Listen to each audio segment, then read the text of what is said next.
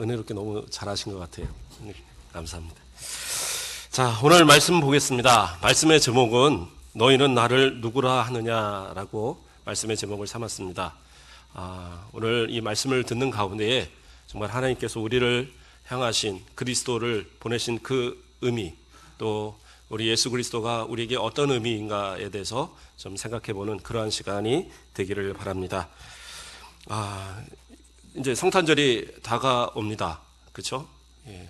그러다 보니까 길을 가다 보면 여기저기 추리가 좀 돼 있더라고요. 예. 그래서 그렇게 아주 이렇게 시끌벅적하지는 않지만 그래도 이렇게 교회에서도 추리를 하고 또 상가나 또 길 한복판에 시청에서 한 건가요? 이렇게 추리들이 있긴 하더라고요. 이런 걸 보면서 그래요. 세상에서도 성탄절을 함께 준비를 하는구나 이런 생각을 좀 해봅니다. 근데 세상이 바라보는 성탄절과 우리가 바라보는 성탄절은 좀 다른 것 같아요. 예. 캐롤이나 이런 것도 요즘에는 이제 캐롤 같은 것들이 함부로 이렇게 틀지 못하더라고요. 왜냐면 저작권 문제가 있어갖고 이거 이렇게 틀면은 갑자기 그 청구서가 날라오고 이런데요. 그래서 함부로 못하는데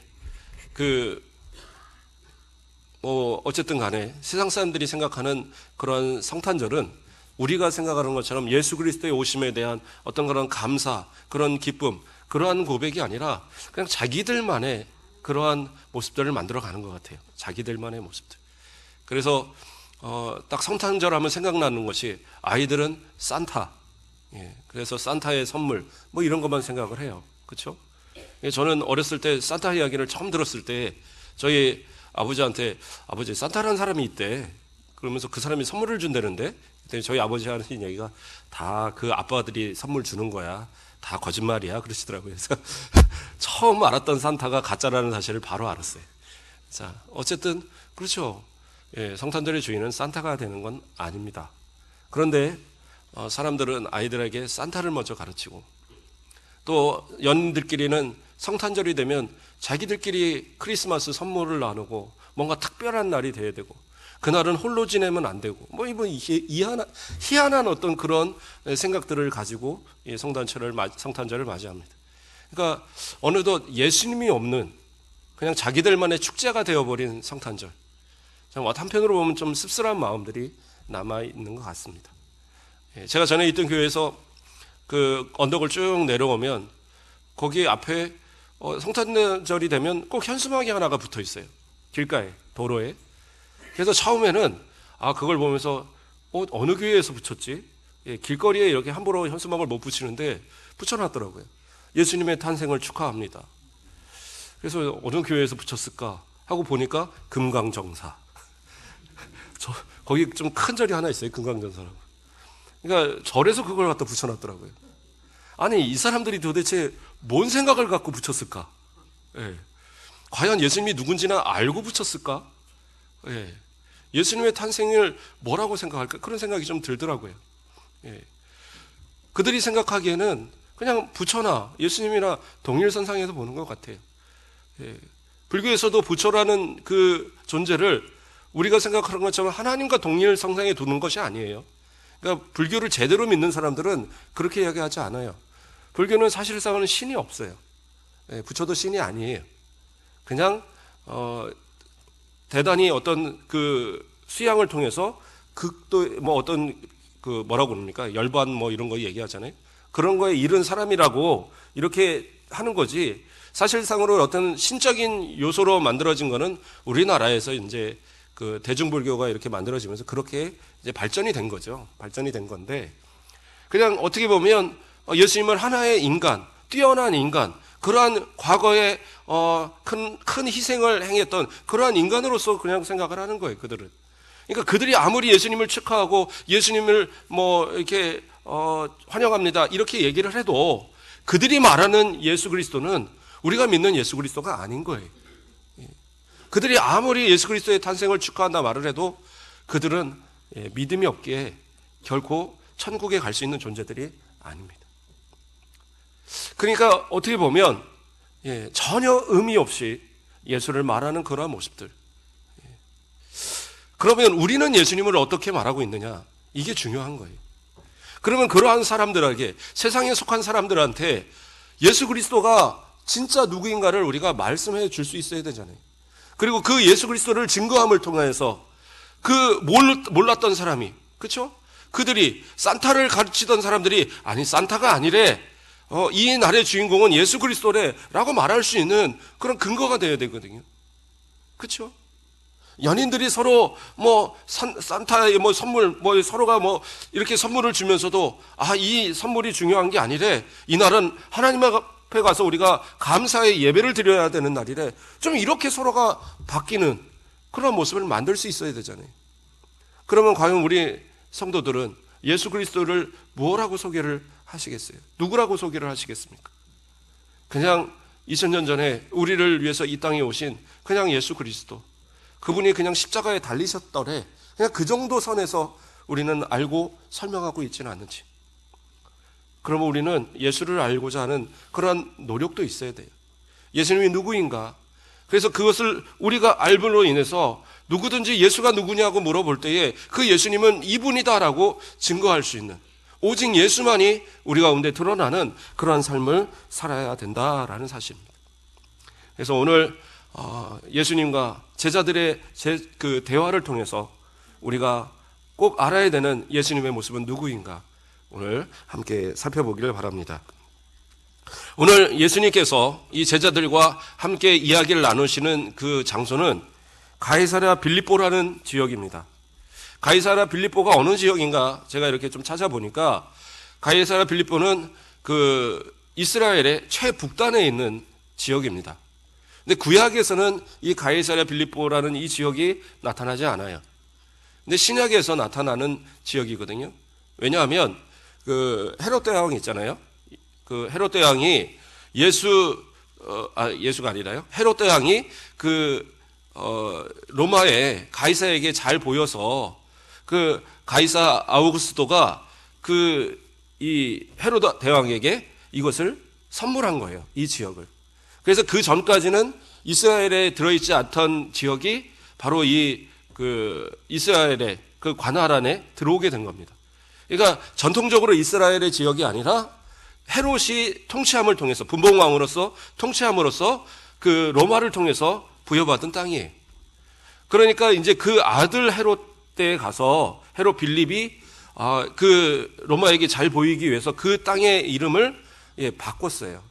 그래서 그 땅의 앞부분에다가는 가이사의 이름을 붙여서 가이사랴라고 했고, 그 다음엔 자기 이름, 그렇죠? 두 번째 헤롯인 헤롯 빌립이 자신의 빌립이라는 이름을 집어넣어서 그래서 가이사랴 빌립보가 된 거예요.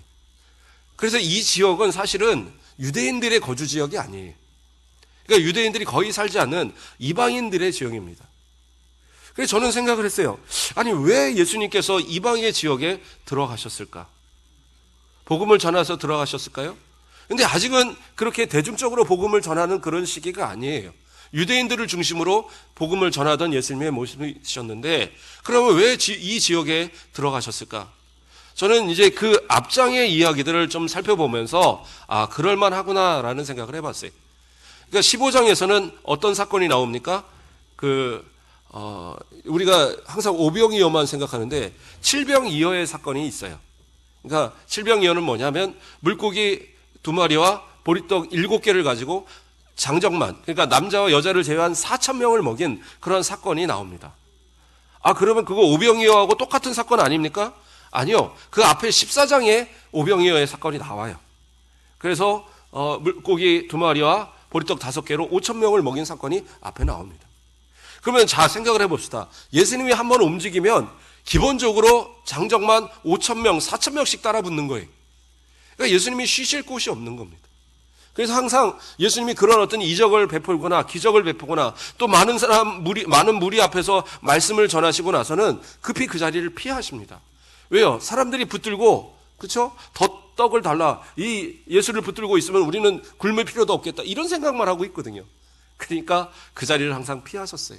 그리고 어떻게 하셨어요? 한적한 곳에 가서 기도하시면서 시간을 보내곤 하셨습니다. 아마 이때도 제 생각에는 이 제자들을 데리고 그 이방의 지역에 들어감을 통해서, 예수님을 모르는 지역이잖아요. 그러니까 좀 더 제자들과 깊은 대화와 또 그 가운데 기도와 또 마음의 어떤 새로운 평안을 갖는 그런 기회로 삼으셨지 않을까, 저는 그런 생각을 해봅니다. 어쨌든 그 지역에 가서 따로 어떤 사역을 했다는 이야기는 없습니다. 이 가이사랴 빌립보 지역에서는 딱 제자들과의 대화만 나와요.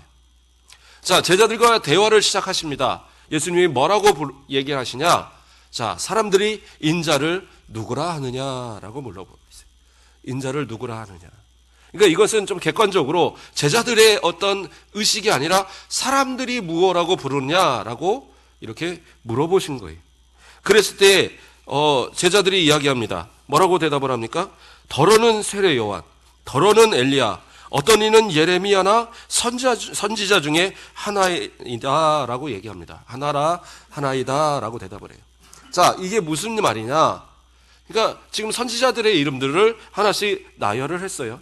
근데 그 이유가 다 있습니다. 그 이유들을 잠시 좀 설명을 해보면, 먼저는 세례 요한. 아니, 예수님과 세례 요한은 동시대에 살았는데 어떻게 세례 요한이라고 부를 수가 있습니까? 아마도 그때는 우리처럼 이런 매스컴이 발달하거나 어떤 통신이 발달하거나 그런 것이 없었기 때문에 비슷한 어떤 행동을 하는 사람은 그 사람이라고 오해했던 경우들이 있었던 것 같습니다.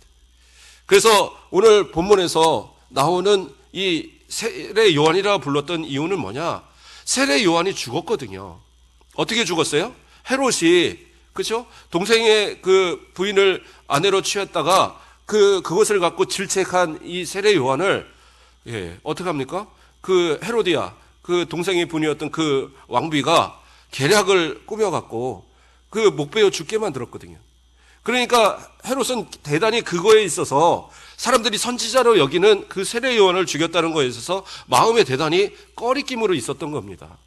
그런데 사람들이 이야기들을 하는 거예요. 수근수근합니다. 저 광야에서 외치는 자의 소리들이 있었던 것 같이 또 광야를 떠들면서 사람들과 이야기 나누는 분들이 있습니다.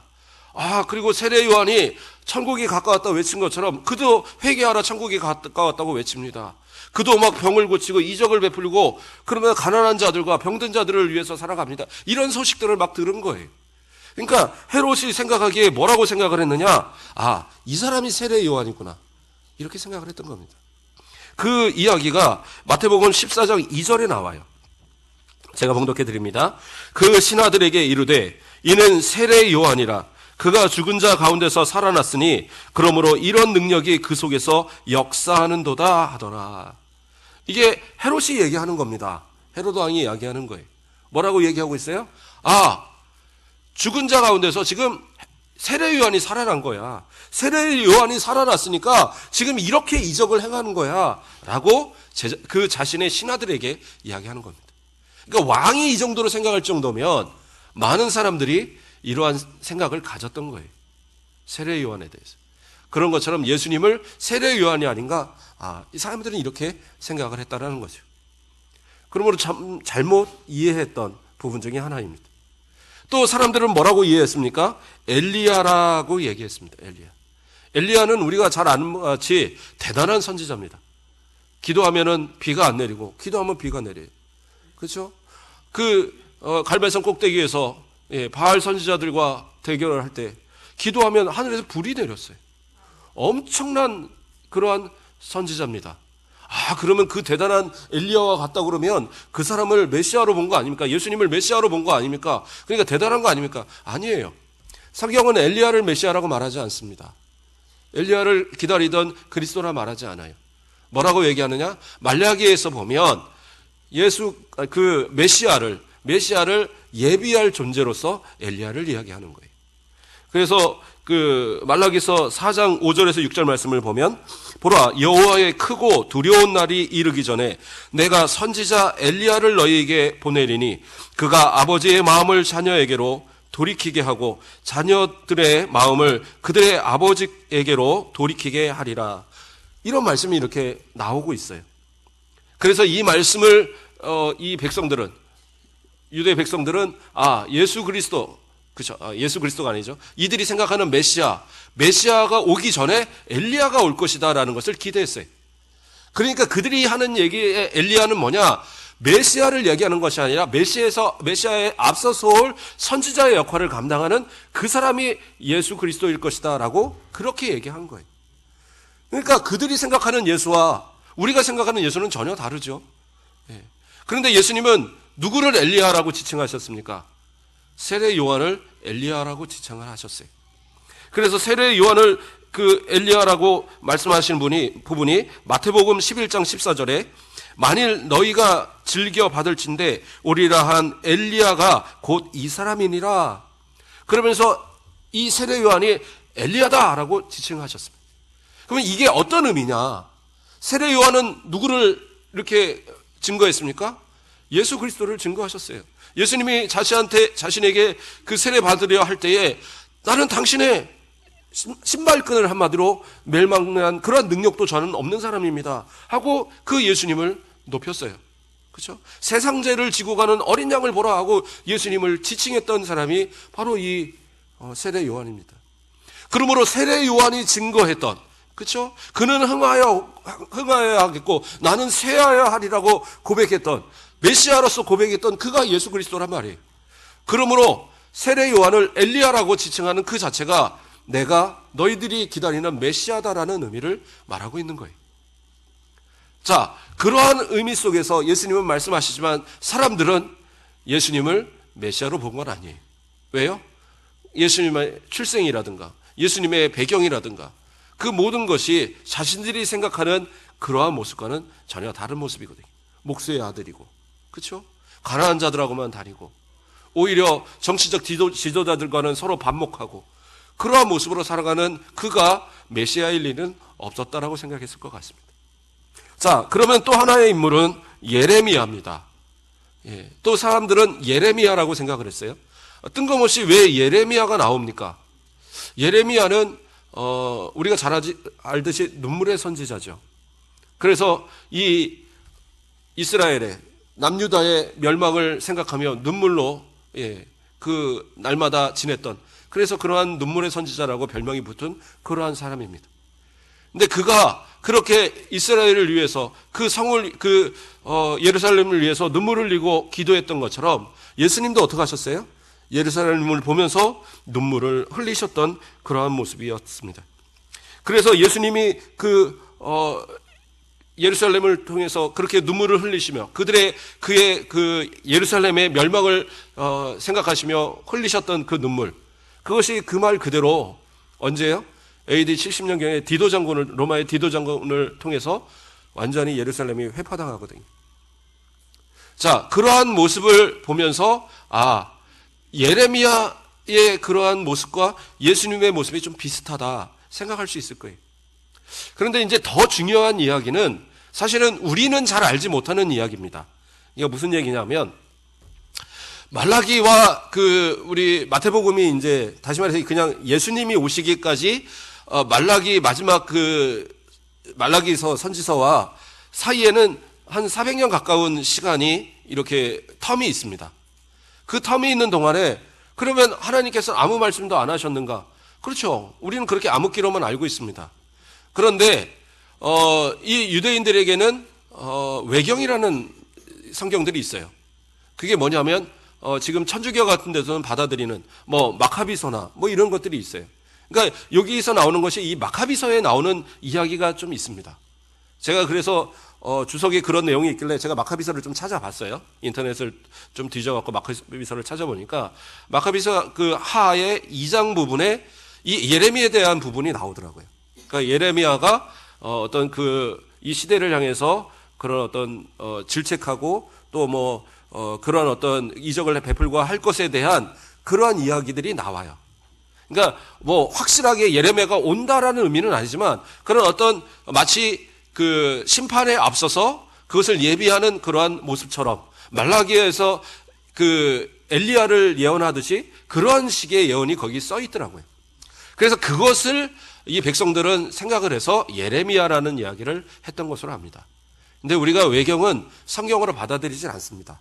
또한 그 유대인들도 정경으로 받아들이지 않았었어요. 그 가장 큰 이유가 뭐냐면 외경은 히브리어로 기록되지 않았습니다.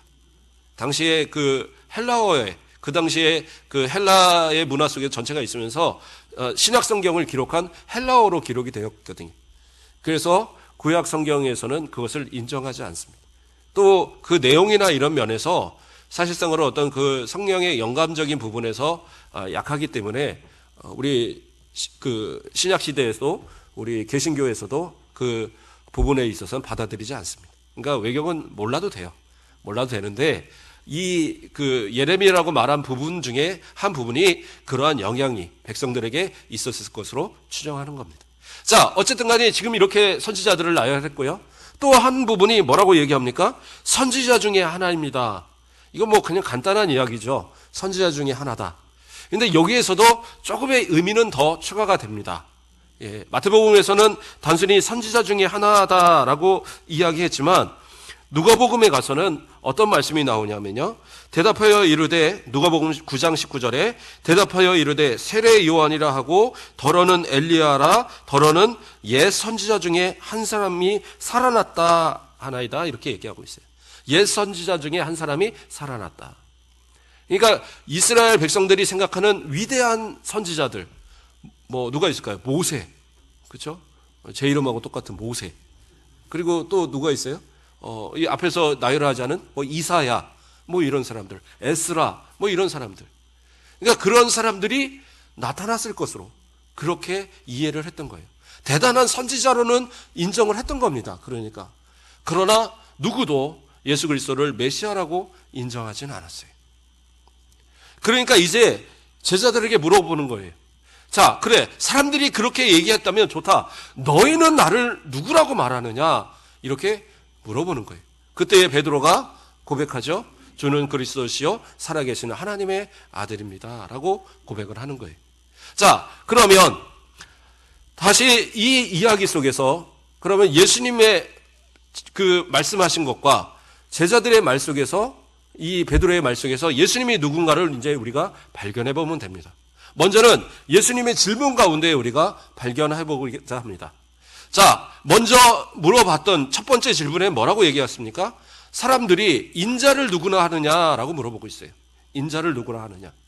그런데 지금 마태복음에 인자를 누구라 하느냐라고 질문이 던져졌지만 마가복음이나 누가복음에서는 그렇게 말하지 않았어요. 사람들이 나를 누구라 하느냐라고 물어봤어요. 그런데 마태복음에는 인자를 누구라 하느냐라고 나오고 있는 거예요. 자, 이것이 차이가 나면 분명히 뭐가 차이가 있겠죠. 그 의도가 있어서 인자라는 말을 집어넣은 겁니다. 사실 마가복음이나 누가복음은 어떻게 보면 그 이방인들을 위한 그러한 어떤 소개의 부분이 상당히 많아요. 그렇기 때문에 좀 어려운 그런 어떤 교리적인 이야기들, 그런 것보다는 예수님을 가장 피부로 와닿도록 이렇게 설명하는 그런 부분들이 더 많습니다.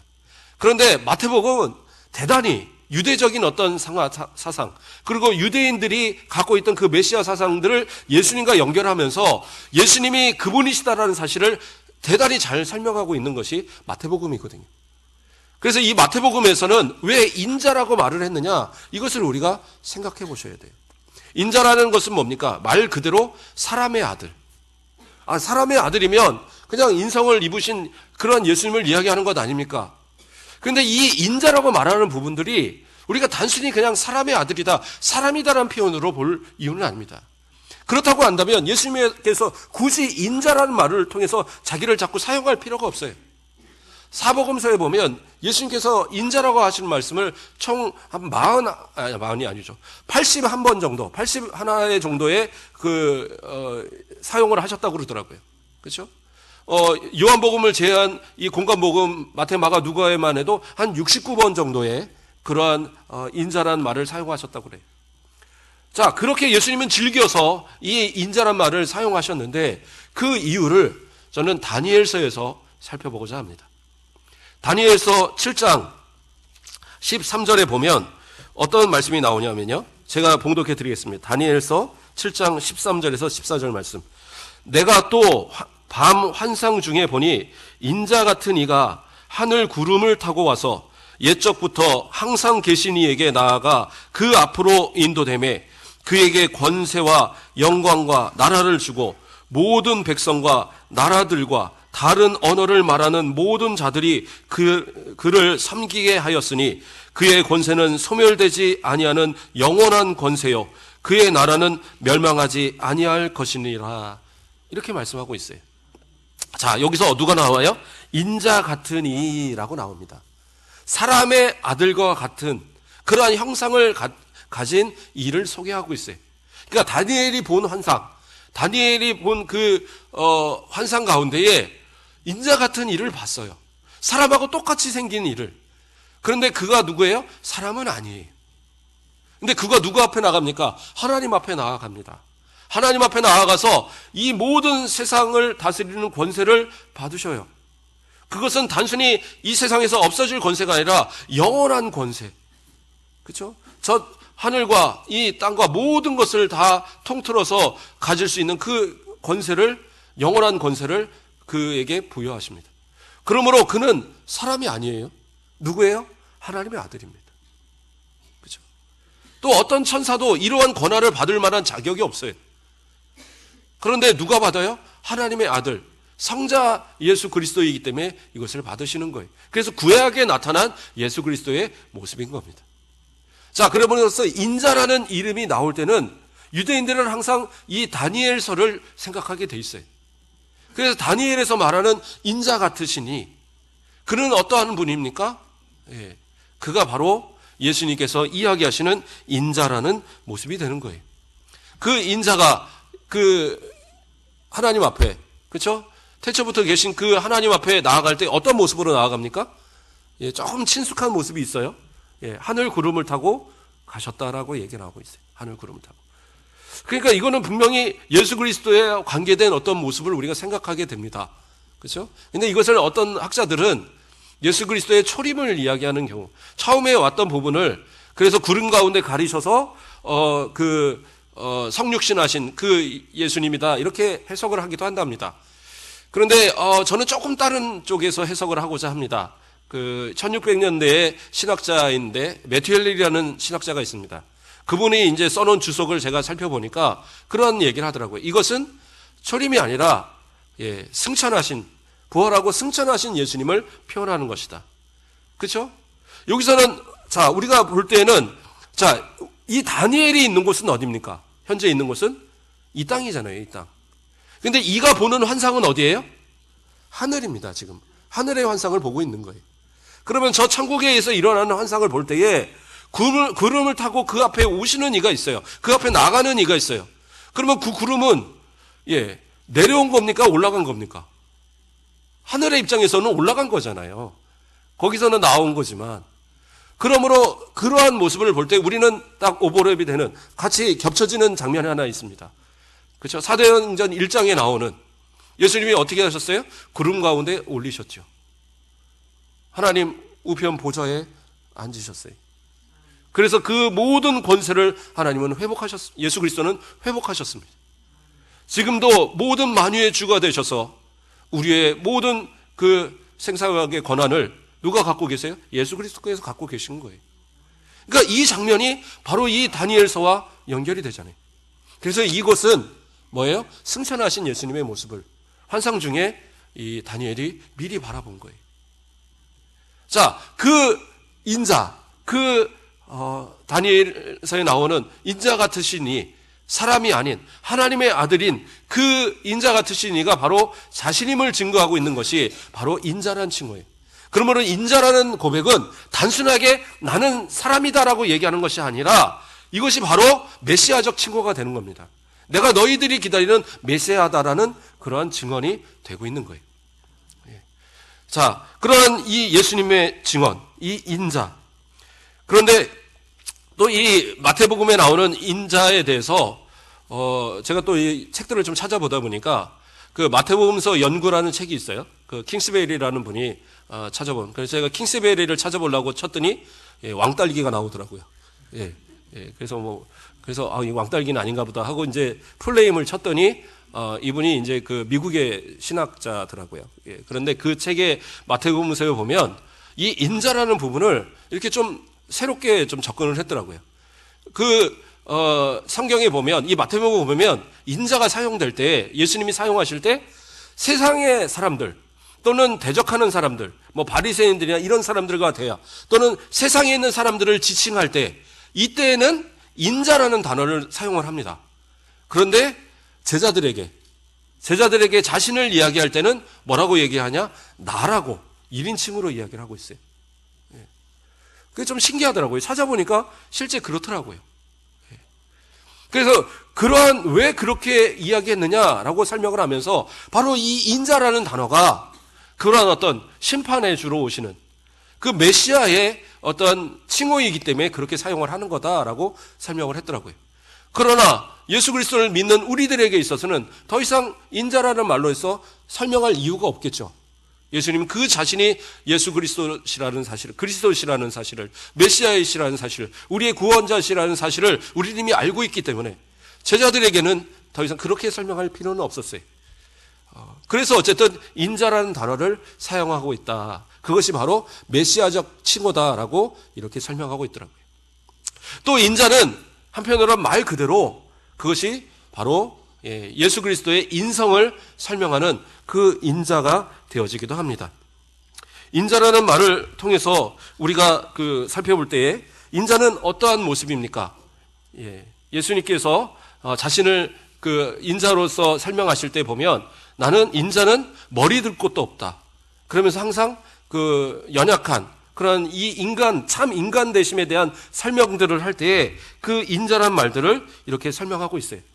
또 마태복음 20장 28절 말씀을 보면 인자가 온 것은 섬김을 받으려 함이 아니라 도리어 섬기려 하고 자기 목숨을 많은 사람의 대속물로 주려 함이니라 라고 이야기하고 있습니다. 그러니까 예수님께서 인자라고 말씀을 표현하신 건 뭡니까? 나를 대속물로 너희를 위해서 주기 위해서 내려왔다라고 말할 때 바로 이 인자라는 단어를 사용하신 거예요. 그러니까 이 인자란 말은 어떤 얘기예요? 참 인간이 되셨다라는 의미를. 왜냐하면 자 생각을 해보십시오. 하나님께서 우리 죄를 용서하실 때에 그냥 너 죄 없어라고 용서하실 수 있습니까? 하나님이 하실 수 있잖아요. 하나님은 뭐 그냥 모든 것 마음대로 하는 거 아니에요? 아니에요. 만약에 그런 하나님이면 하나님이 되실 수 없어요. 하나님은 어떤 하나님이냐? 공의의 하나님입니다. 죄를 죄 없다고 말할 수 없어요. 그렇죠? 요즘 뭐 이렇게 TV 보면 오늘 뭐 정치 같은 거 정말 저는 하라고 해도 못할 것 같아요. 왜냐하면 뭐 장관 하나 뽑는데 그렇죠? 뭐 조국 장관도 그렇지만 그러니까 장관 하라고 지금은 누구한테 청해 가면 다 못하겠다고 그런대요. 왜냐하면 하여튼 사돈의 8초까지 다 긁어내잖아요. 옛날에는 본인 잘못한 것만 뭐 심하면 부인 잘못한 거 정도만 캤는데 지금은 막 5천까지 그런 일이 막 나타나니까 서로 안 한다고 그런다는 거예요. 제가 생각해도 저는 아마 못할 것 같아요. 목사님 하니까 아무래도 안 물어보지. 털어보면은 세금 안 낸 게 아마 있지 않을까라는 생각도 좀 해보고. 그렇죠? 언젠가 얘기했죠. 뭐 교통 위반도 제가 몇 번 어긴 적이 있는데, 뭐 그런 것도 막 그렇죠. 딱지 몇 번 했잖아요. 막 이러면 되게 창피할 것 같아요. 그래도 우리 목사님이 이렇게 세우실 때는 그런 청문회는 안 하니까 얼마나 감사한지. 자, 어쨌든 정치적으로 이렇게 볼 때 그러한 어떤 모습들, 그러한 모습들로 본다 그러면 예수님은 정말 연약하고 아무것도 아닌 존재죠. 근데 어쨌든 예수님께서 이 땅에 오실 때에 그런 하나님의 어떤 입장에서 예수님이 인간으로 오시지 않고 자 가서 그냥 잠깐 사람 돼갖고 잠깐 십자가 지고 와 그걸로 해결을 한다? 그럴 수가 없는 거예요. 하나님은 불의하신 부분이 없는 하나님이시기 때문에 공의의 하나님이기 때문에 어떠한 부분도 죄와 또는 그런 거짓과 타협할 수 없어요. 만약에 그냥 환상 중에 예수님 잠깐 왔다 갔다? 그러면 그건 거짓말이에요. 실제로 이단들 가운데 초대교회 이단들 가운데 예수님의 나타나심을 가연설이라고 그래갖고 가짜로 예수님 왔다 갔다라고 그렇게 설명한 사람들도 있었어요. 다 이단들이거든요. 근데 예수님은 어떻게 해요? 진짜 인간이 되어 주셔야지. 그래야지 우리의 죄를 대속할 수 있는 거예요. 예수님이 오시기 전까지는 어떻게 했어요? 양이나 소나 그런 것을 잡아서 하나님께 그 속죄의 예물로 드림을 통해서 죄 용서를 받았어요. 그러나 그것은 임시적이고 완전한 속죄가 아니었어요. 그러니까 매번 올라가서 또 양을 드리고 소를 드리고 그렇죠? 그러한 모습이 반복되는 그러한 모습이었습니다. 그런데 그거조차도 더 이상 어떠한 속죄의 능력을 발휘할 수 없을 정도로 우리가 죄로 물들어 있을 때에 예수 그리스도께서 이 땅에 십자가를 지시기 위해서 이 땅에 어린아이부터, 그렇죠? 마리아의 몸에 잉태하셔서 어린아이부터 그 성장한, 장성한 그 나이에 이르기까지 그렇게 인간의 모든 과정을 겪으시고, 그리고 그 인간의 그 모습을 가지고 연약한 그 가운데 철저하게 신성을 나타내지 않으시고 그 인성으로 그 십자가를 다 이겨내신 거예요. 저 같으면 내가 신성을 가졌으니까, 내가 하나님의 능력을 가졌으니까 자 고통 좀 반으로 좀 줄여버리고, 반도 그렇다, 그냥 없애버리고, 그렇죠? 그리고 또 십자가에 너무 힘들면 잠깐 내려갔다 올라가고 이랬을지 모를 것 같아요. 제가 이렇게 그런 거 같은 거 있잖아요. 턱걸이 같은 거 좀 해보면 무게가 좀 나가고 이러니까 그렇지만 이거 힘들어요. 매달리는 거. 쉬운 게 아닙니다. 근데 예수님은 어떻게 해요? 그 모든 고통을 다 당하신 거예요. 예수님이 십자가에 달리신 고통이 왜 대단히 무섭고 어려운 그러한 고통이냐면, 십자가는요 정말 죽을 때까지 매달려 있는 게 십자가거든요. 그러면 어떻게 해요? 이 손목에, 그러니까 손바닥이 아니라 이 손목에다 박는 거거든요. 빠지지 않도록. 그리고 발에다가 이렇게 해서 세 군데를 박는 이유가, 사람이 이렇게 이 피가 이렇게 쏟아지면서 탈수가 오는 가운데 이렇게 매달리면은요, 쭉 매달려 있으면 호흡곤란이 온대요. 그러니까 호흡곤란이 오면 어떻게 해요? 그것을 이겨내기 위해 호흡을 쉬어야 되니까 발을 지탱해서 일어서는 거예요. 그럼 발을 지탱해서 일어나면 그 발에 있는 상처에서 또 피가 나고 또 고통이 오고, 그래서 매달리면 이번엔 손, 이게 반복하고 반복하다가 그러다가 죽는 거예요. 그래서 보통은 한 3일 이상 매달려 있대요. 그렇게 해서 죽는 거예요. 그런데 그러면 예수님은 하루 만에 그냥 내렸지 않습니까? 왜 그랬냐면 그 다음 날이 안식일이었거든요. 그러니까 유대인들은 안식일에까지 그 나무에 사람을 매달지 못하도록 그렇게 성경에 나오거든요. 그러니까 그 저주받은 그 십자가에 매달린 그 모습을 내리게 하기 위해서 어떤 방법을 씁니까? 허리에 창으로 찔러버린 거예요. 그래서 물과 피를 다 쏟고, 그래도 안 되면 그 다음에 하는 것이 뭐냐? 다리를 꺾어버리는 거거든요. 근데 예수님은 다리를 꺾기 전에 이미 운명하셨죠. 그리고 나머지 그 강도들은 다리를 꺾어서 그래서 다 죽여버린 그러한 이제 이야기입니다. 갑자기 이제 십자가로 좀 가기는 했는데, 자, 예수님은 그렇게 모든 그 신성을 다 배제하시고 인성으로서, 참 인간으로서 그 모든 피를 다 흘리신 거예요. 그래서 그 피 흘리심을 통해서 우리가 속죄함을, 영원한 속죄를 받을 수 있는 그러한 은혜가 임하게 된 겁니다. 그렇기 때문에 예수님께서 인자라고 말하실 때는 말 그대로 그 속죄, 대속물로 주기 위한 그 사실을 포함하고 있는 겁니다. 그래서 참 인간이 되셨다는 사실, 그것이 인자에게 들어있고요. 앞서서 이야기한 대로 그 다니엘서에서 예언한 그 인자 같으신 이를 통해서 그가 하나님의 아들인 것을 또 설명하는 그러한 두 가지의 의미를 갖고 있는 겁니다. 그래서 그 앞서서 얘기했던 어떤 그 킹스베리의 설명과 같이 이 그 마태복음에서는요, 인자가 나올 때 항상 따라 나오는 부분 중에 하나가 뭐냐면 그 심판에 대한 이야기들, 이런 것들을 많이 이야기합니다. 그렇죠? 양과 염소를 나눌 때도 인자가 양과 염소로 민족을 나눌 것을 이야기하고 있어요. 그렇죠? 그래서 어떻게 합니까? 천국에 그 예비한 천국에 양들은 들어가고 염소들은 영영한 불에 들어갑니다. 그런 심판의 주로서 설명할 때 인자를 이렇게 이야기해요. 그러니까 인자의 의미 속에는 또 어떤 의미들이 있느냐? 바로 그런 심판의 주로서의 모습들이 이야기되고 있는 겁니다. 또 마태복음 16장 27절에서도 이런 말씀을 합니다. 인자가 아버지의 영광으로 그 천사들과 함께 오리니 그때에 각 사람이 행한 대로 갚으리라. 심판을 이야기하셨죠. 또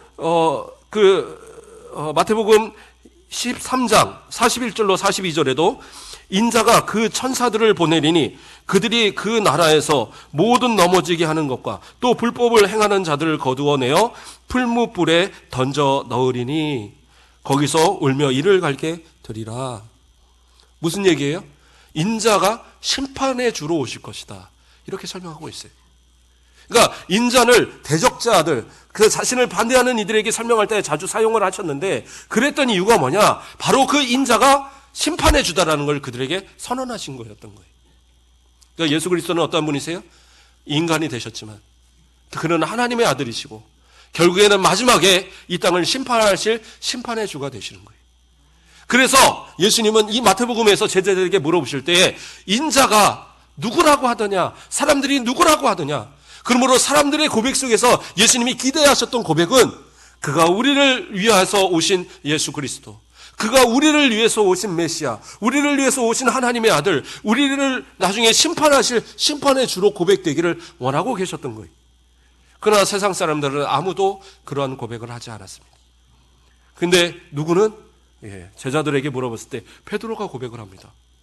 뭐라고 고백합니까? 주는 그리스도시요 살아계신 하나님의 아들입니다. 그리스도라 고백을 했고 하나님의 아들이라 고백을 했습니다.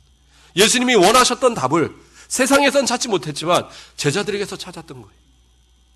그랬을 때 뭐라고 합니까? 바요나 시몬아 내가 복되다라고 예수님이 칭찬하여 주셨던 겁니다. 그런데 그것을 뭐예요? 네가 아는 게 아니다라는 거예요. 이건 내 아버지께서 하나님께서 너에게 알게 하신 것이다라고 얘기하고 있어요. 그러니까 엄밀히 말하면 베드로도 지가 얘기하고도 지가 무슨 말인지 몰랐던 거예요. 그런데 그 고백을 하고 있었어요. 그러면 우리는 뭐라고 예수님을 고백하고 계십니까? 담임 선생님이 그냥 어려서부터 배운 예수님, 그냥 십자가에 달리신 그냥 예수님, 그 정도의 이야기는 세상 사람들도 알아요.